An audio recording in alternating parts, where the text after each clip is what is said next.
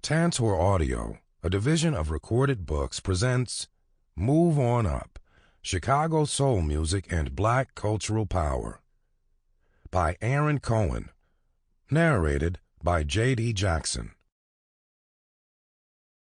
Introduction. The sounds of Chicago soul have always felt as expansive as a drive through this city's neighborhoods and down its wide boulevards. Vocal groups harmonizing about yearning for or losing eternal love defined the early 1960s, and singer-songwriters with acoustic guitars and a broader lyrical vision closed the decade. Some records' muscular brass sections propelled dancers. Slower ballads highlighted intricate string arrangements. Even the blunt word funk signified and combined everything from small African percussion to interstellar explorations. R&B star Jerry Butler took in large pieces of it all. When he used his music to become an agent for wider changes, he did so in the city that always surrounded him. Almost 60 years after Butler and his early group, The Impressions, signed their first recording contract on Michigan Avenue's Record Row, his career outside singing was just as significant as his hits. He organized a songwriters workshop that created a repertoire for artists who followed him. Then, after largely stepping away from the concert stages and studios in the 1970s, he went on to become a successful entrepreneur and politician. Butler was elected to the Cook County Board of Commissioners in 1986 and served there for 3 decades, so he could have been justifiably proud when we talked on an Independence Day afternoon in 2016 as he neared retirement from public office. But hubris has never been his style. Instead, Butler's conversational voice merely hinted at his on-stage baritone. Quick-witted asides poked at a more serious tone. He also credited much of his accomplishment to his community. I'm always prejudiced when I talk about Chicago, because I think it's such a great city, Butler said. Most of what's done in this city is prompted by politics, and most of black politics is supported by music. And so the music and politics kind of walk hand in hand down Michigan Avenue. Move On Up, Chicago Soul Music and Black Cultural Power details these meetings of music and hope for social progress. Mass movements and localized efforts for dynamic change helped create R&B in Chicago. Here, too, musicians acted as change agents.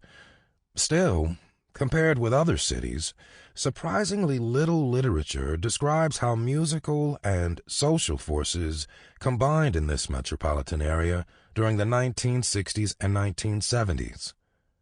As a teenager, I read Sweet Soul Music, Peter Guralnick's 1986 intermingling of Southern R&B and the Civil Rights Movement, and wondered how such reporting would describe the urban North's culture and its struggles. But since the late 1990s, considerable work has focused on developments in soul music from such hubs as Memphis and Detroit. Suzanne E. Smith's Dancing in the Street, Motown and the Cultural Politics of Detroit, and Charles L. Hughes's Country Soul, Making Music and Making Race in the American South are examples from 2 historians. Chicago has not been as fully investigated as these Southern and Midwestern counterparts, despite its large size, voluminous output, and intense political exchanges. That comparative lack of attention has been true even for local institutions. While I was growing up in Evanston, just north of Chicago, local artists' contributions were never part of my school's curricula in the 1970s and 1980s, although a terrific soul singer, Patty Drew, lived just a few blocks from my classrooms. These musicians had numerous traditions to draw from, such as gospel and blues, yet they had the confidence to declare their musical independence, recasting time-honored music to make it their own. A sense of autonomy also fortified the songs that came out of these neighborhoods, through the heroic black educators, record companies, and performance spaces that African-American Chicagoans owned and managed. The results helped shape canonical black American music through recordings that convey a full stylistic range. Musicians also intersected with Chicago activists, whether political or commercial. All of this occurred as African-American media in the city evolved with advances in radio, television, film, and other industries. Black advertising firms in the city enlisted R&B studio players to promote a heritage along with marketing household products. The politics that Butler referred to include, yet are not limited to, elections and other forms of civic governance. His friend, Curtis Mayfield, wrote lyrics that came loaded with a polemical discourse and lend this book its title. But actions are as important as words. Musicians learning to become entrepreneurs or banding with like-minded collaborators can be as consequential as inspirational verses. Big changes can be sparked just from trying to work or even dance across neighborhood boundaries. Move On Up focuses on the period from the time Butler's group first recorded in the late 1950s until he entered another kind of public service in the early 1980s. These 25 years in Chicago proved vital. A generation born at the tail end of the African-American Great Migration created its art while contending with segregation, integration, and deindustrialization. Music ran alongside civil rights activism, and some performers contributed to that crusade. Like their contemporaries in the civil rights movement, these musicians displayed ample courage to cope with daunting oppositional force, even when just getting together to perform or compose. In that way, their artistry resembled the work of activists, as they also took it upon themselves to make things better even in the worst of times. The contributions of the city's musicians to such national currents as the late 1960s counterculture and black arts movement also created enduring artworks that deserve more attention, as do the stories behind their conception.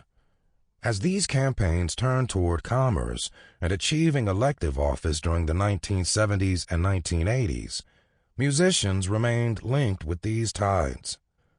Black music in Chicago continued to evolve during the later 1980s and throughout the 1990s and 2000s, but I chose not to cover those years here because those eras deserve separate books. Although I discussed the beginning of the house scene and its ties to a previous generation of music makers, a comprehensive study of that genre requires a deep dive into its changing aesthetics and narratives, such as internationally celebrated DJs, rapid technological advances, LGBTQ performance spaces, and municipal licensing laws. Presenting the recent development of hip-hop and drill music in Chicago would involve analyzing the controversial lyrics as well as detailing at length celebrated personages and recent changes within the public schools. I mention a few current musicians in the final chapter because of the way they speak about enduring soul culture and demonstrate it through their work.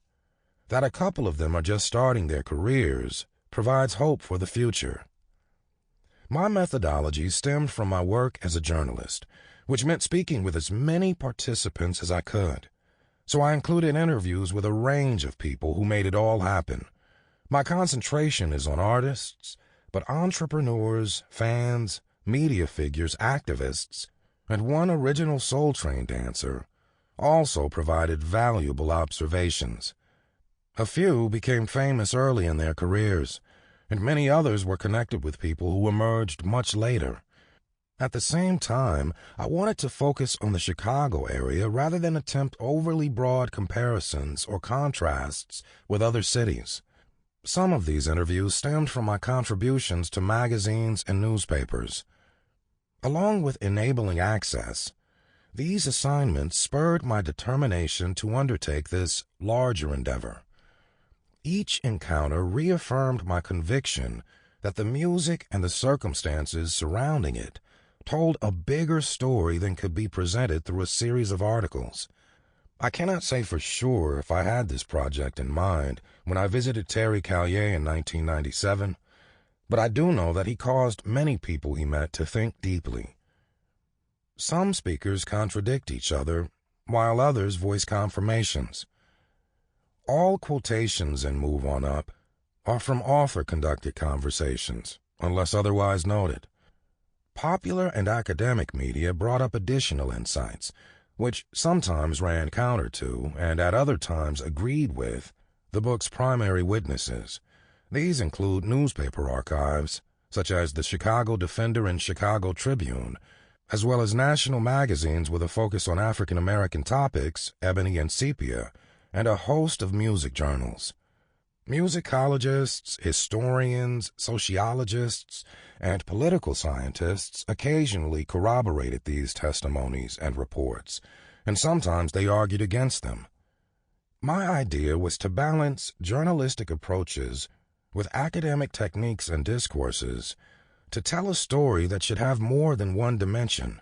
I used a similarly inclusive method in my previous book, which looked at the creation of Aretha Franklin's Amazing Grace album and discussed its influence. Recent cultural histories of Chicago also helped guide my framework. Chief among them has been George Lewis's 2008 study of the Association for the Advancement of Creative Musicians, A Power Stronger Than Itself. While I could never claim any kind of insider status, such as Lewis has achieved within the AACM, his presentation of the voices of participants, along with his assessment of the media and scholarship, is a paradigm. Discussing popular R&B artists requires different prose style and terminology than does writing about experimental jazz musicians, but in Chicago, the two genres actually cohered, a point Lewis highlights. I also model my approach on the work of historian Sheldon Cohen, whose writings about colonial-era Americans who are worthy, albeit lesser known, shine a brighter light on that time than the standard great man view of national progress.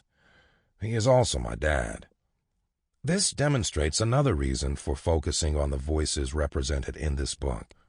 All the artists made often stellar albums and singles that deserve wider attention in homes and on dance floors. Mostly, the chapters are arranged chronologically, but like a classic 1960s R&B dance groove, the narrative calls for some stepping backward and sideways in time. I'll leave it to listeners to decide if I share Jerry Butler's geographic prejudice about our city's status. My intention is for Move On Up to jumpstart conversation. 1. Hallways and airwaves. Changing neighborhoods and emerging media inspire new music. Sometime in early 1958, 5 singers and their manager navigated a stretch of Chicago's South Michigan Avenue known as Record Row.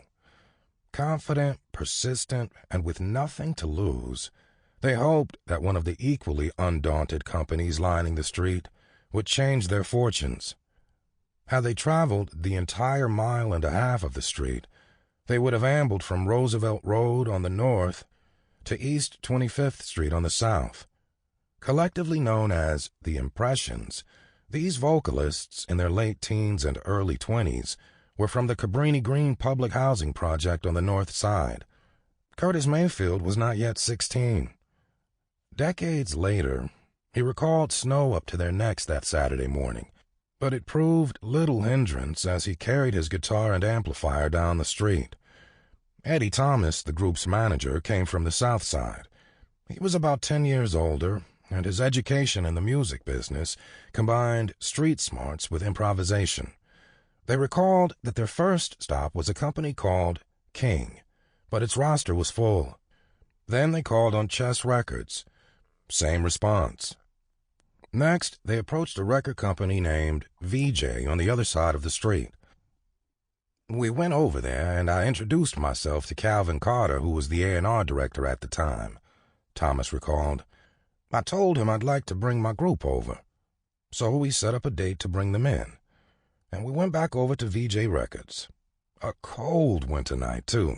Snow on the ground. And we did a couple songs, and he said, "Man, your group is sounding good." And I said to Curtis, "Go and do For Your Precious Love." We did one take. Where's the contract? Okay, they signed us up. As Jerry Butler remembered it, their interests were to be heard and not to be cheated. Almost 50 years later, he recalled, "We just wanted to see if someone would listen to our songs without a hidden tape recorder going in the drawer." This sequence of events and its aftermath, a hit song, international fame for the group, and solo careers for Butler and Mayfield, plays out like the kind of life-defining moment confirmed through collective memories. Legends do tend to conflict with other published narratives, but several singers, instrumentalists, and producers who grew up in Chicago at that time experienced similar moments. Some of these artists and producers worked on or near Record Row. Others worked throughout the city. Many of them lived through the circumstances that led to the recording of such songs as The Impressions' For Your Precious Love. Major social shifts ran underneath that tune's 4 chords, Mayfield's lyrical guitar lead, and the group's incantatory harmonies. Those harmonies convey understated power. No big vocal leaps or instrumental flourishes were needed to make For Your Precious Love, a departure from the doo-wop that came before it. While only a few people were on hand for the recording, a community generated the circumstances for this song to be created, and for a larger audience to hear it. Not only had the Great Migration from the South dramatically boosted the black population of this Midwestern city, but the Impressions generation forged an identity through music. Diverse circumstances strengthened Chicago area teen culture during the 1950s and 1960s. Songs frequently arose within the hallways of public housing projects or schools, places full of teens with plenty of ideas and varying religious denominations informed young singers' vocal training and inflections. The process of recording For Your Precious Love also reflected bigger changes. This single was cut for an African-American-owned company, VJ, that was a landmark operation but not the only one of its kind. Emerging radio personalities provided airtime for records like these and spoke the same dialect as their listeners. These media voices would promote new economic resources and political advances as eagerly as they broadcast R&B hits. The real financial beneficiaries of these developments would always be questioned. These were commercial enterprises, not social missions. But whether or not everyone acted in harmony, and even if a burgeoning movement did not yet have a name, this record announced a push forward. On the eve of the civil rights movement in the 1950s, many Chicagoans had a great deal to push against. Schools in African American communities faced overcrowding and other entrenched difficulties.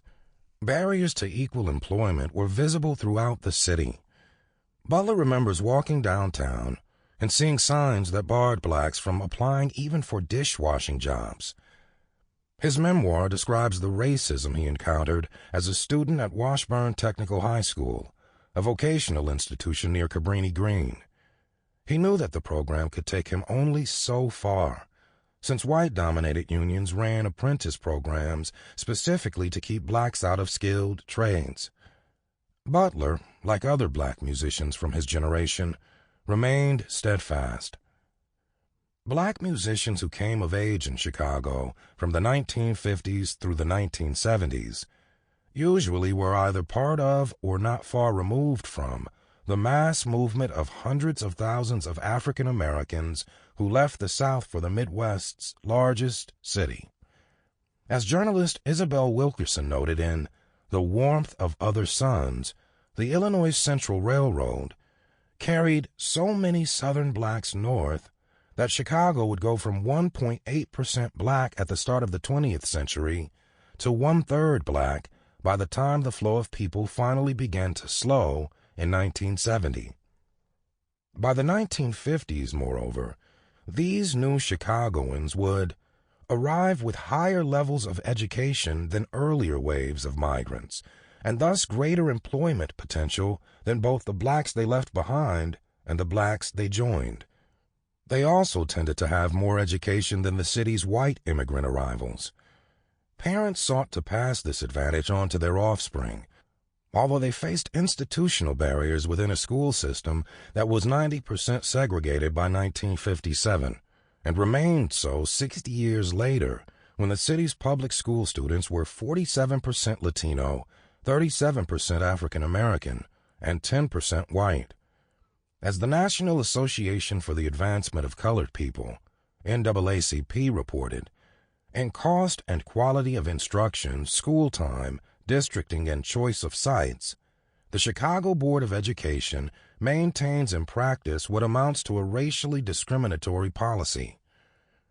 The fight against discrimination became as internal as it was organizational. Leon Forrest, who grew up on the South Side in the 1940s and 1950s, argued that his family and neighbors took on structural disadvantages through survival strategies and mutual support systems. In his essay collection, Relocations of the Spirit, he wrote, "More than anything else, we believed that the individual had to find something within himself, some talent, moxie, intelligence, magical nerve, swiftly developed skill, education, knack, trade, or underground craft, and energize it with the hustler's drive. Indeed, these are qualities that most musicians have needed, but black artists in Chicago who developed these attributes could also rely on some reinforcement." While Forrest illustrates how such performers had to build such qualities from within, some institutional support also existed for the kind of education he mentioned, and many times that came down to committed faculty. Families of young musicians in Chicago sought out the high schools in African American neighborhoods that had solid music programs and teachers who were more than adept. Saxophonist Willie Henderson and trombonist Willie Woods still credit the discipline they learned from band teacher Lewis Whitworth at Wendell Phillips High School in Bronzeville. Captain Walter Diet, who taught at Wendell Phillips and DuSable High Schools from 1935 into the 1960s, became one of the most admired teachers. A graduate of Vandercook College of Music with a master's degree from Chicago Musical College, Diet's students included Nat King Cole, saxophonists Johnny Griffin and Von Freeman, also an arranger at VJ, and many other jazz heroes. Diet also taught future R&B musicians like violinist-turned-guitarist Bo Diddley and Morris Jennings, later a Chess Records session drummer. Many of these artists have commented on their teacher's musical expertise, tough methods, and warm heart. His professional background and a supportive community embodied the qualities that later scholars of education would describe as essential. Another drummer, Marshall Thompson, who would switch to singing, added that Diet's pedagogy might seem unorthodox to some. "Captain Walter Diet started me off," Thompson said. "He was one of the greatest musicians in the world. He'd throw that stick at you if you played the wrong note.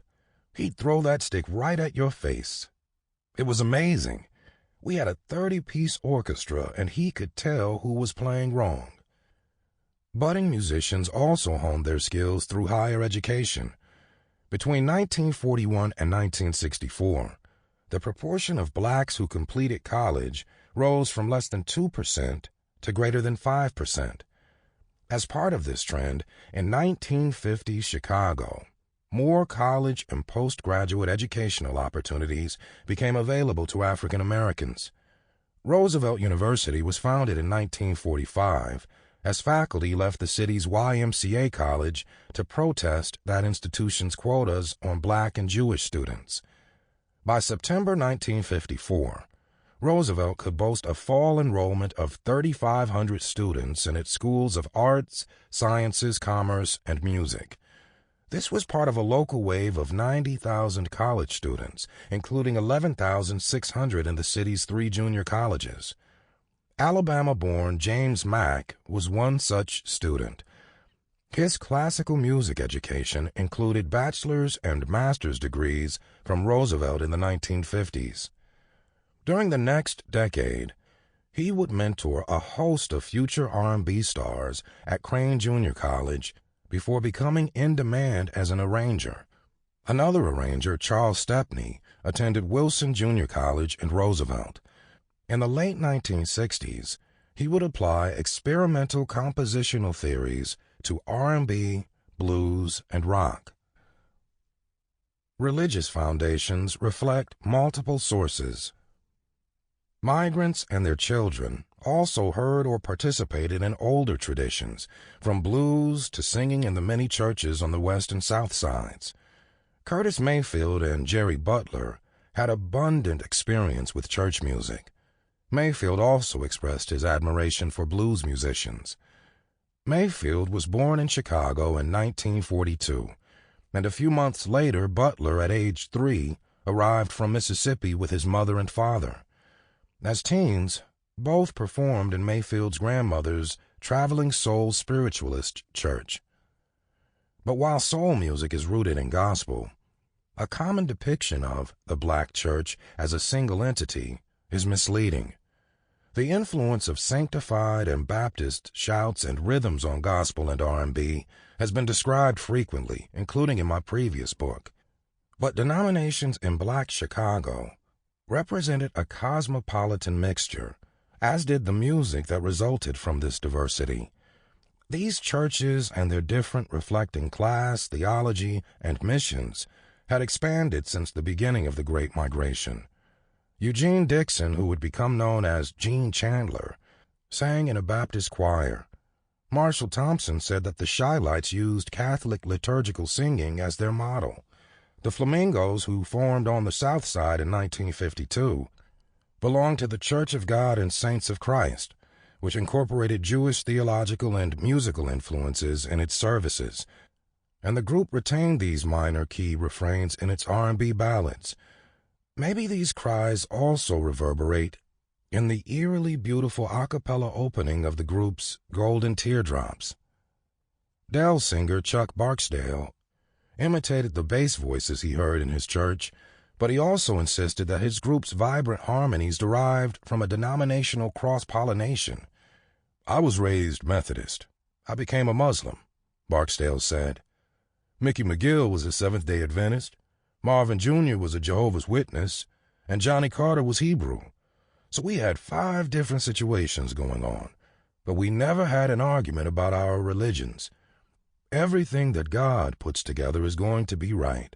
Mathematics is exact." Other musical influences from churches were not so straightforward. In North suburban Evanston, Patty Drew grew up singing in Mount Carmel Baptist and Bethel African Methodist Episcopal congregations. In the 1960s, her jazz-inflected delivery shone on such hits as "Tell Him" and "Working on a Groovy Thing."